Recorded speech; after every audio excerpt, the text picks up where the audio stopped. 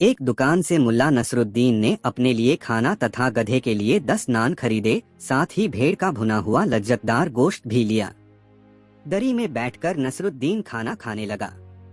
पास ही खड़ा उसका गधा भी नानों पर हाथ साफ करने में जुटा था। नसरुद्दीन ने उसी स्थान पर रात बिताने की सोच रखी थी। वह खुले में बैठा था तो धनी व्यापारी तथा यात्री तंबू गाड़कर भीतर बैठे मौज कर रहे थे। तभी नसरुद्दीन के कानों में कुछ तेज तेज आवाजें पड़ी, जैसे कोई झगड़ रहा हो। दोस्तों, अगर आप इस चैनल पर पहली बार आए हुए हैं, सब्सक्राइब जरूर कीजिए और साइड में दिए हुए घंटी के आइकॉन पर क्लिक कीजिए। धन्यवाद। जिस दुकान से उसने नान तथा गोश्त खरीदा था, वहीं कुछ हलचल सी दिख रही थी। नसरुद्दीन अपनी उत्सुकता दबा न सका और उसी ओर बढ़ चला। उसने देखा कि दुकान का मालिक एक गरीब से दिखने वाले आदमी से झगड़ रहा था। वह कह रहा था, तुम्हें पैसे देने ही होंगे। तुम जानबूझकर उस ओर लेटे थे जिस ओर मेरी दुकान से गोश्त की खुशबू उठकर जा रही थी। सारी शाम तुम बढ़िया खाने की खुशबू का आनंद लेते रहे। मैंने देखा भी था, तुम बार बार होठों पर जीभ फिराकर चटखारे ले रहे थे। मैं कोई दान खाता खोलकर नहीं बैठा, जल्दी से पैसे चुकाओ। बेचारा गरीब आदमी बेहद असहाय दिख रहा था। शायद नसरुद्दीन की तरह उसके पास भी फालतू पैसे नहीं थे। लालची दुकानदार की बातें सुनकर नसरुद्दीन को गुस्सा आने लगा था।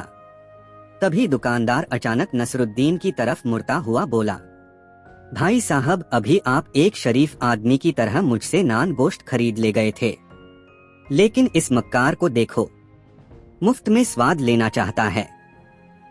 क्या इसे दाम नहीं चुकाना चाहिए? नसरुद्दीन उस आदमी से मुखाबित होता बोला, भाई, तुमने लजीज खाने की खुशबू का आनंद लिया है, तुम्हें कीमत चुकानी होगी। लाओ, जितने पैसे हैं तुम्हारे पास मुझे दे दो। सुनकर दुकानदार का चेहरा खिल उठा। गरीब आदमी ने अंटी में से कुछ सिक्के निकालकर नसरुद्दीन की हथेली पर रख दिए। नसरुद्दीन ने उन सिक्कों को दोनों हथेलियों के बीच रखा और दुकानदार से बोला, लाओ, अपना कान इधर लाओ और ध्यान से सुनो। दुकानदार के कुछ समझ में ही नहीं आया। नसरुद्दीन बोला, तुमने सुनी सिक्कों की खनक? हाँ, क्यों नहीं, लाओ, पैसे मुझे दे दो। दुकानदार बोला। लेकिन नसरुद्दीन ने सिक्के गरीब आदमी को लौटा दिए और दुकानदार से बोला, हिसाब बराबर हो गया। इसने तुम्हारे खाने की खुशबू ली और तुमने बदले में सिक्कों की खनक सुन ली। दुकानदार का चेहरा फक्क पड़ गया। वहां खड़े लोगों ने भी नसरुद्दीन की बात का समर्थन किया। उस गरीब आदमी ने नसरुद्दीन का शुक्रिया अदा किया। जब नसरुद्दीन वापस गधे के पास पहुंचा तो वह उसे देख खुशी से मिट्टी में लौटने लगा। दोस्तों, अगर आप इस चैनल पर पहली बार आए हुए हैं, सब्सक्राइब जरूर कीजिए और साइड में दिए हुए घंटी के आइकॉन पर क्लिक कीजिए। धन्यवाद।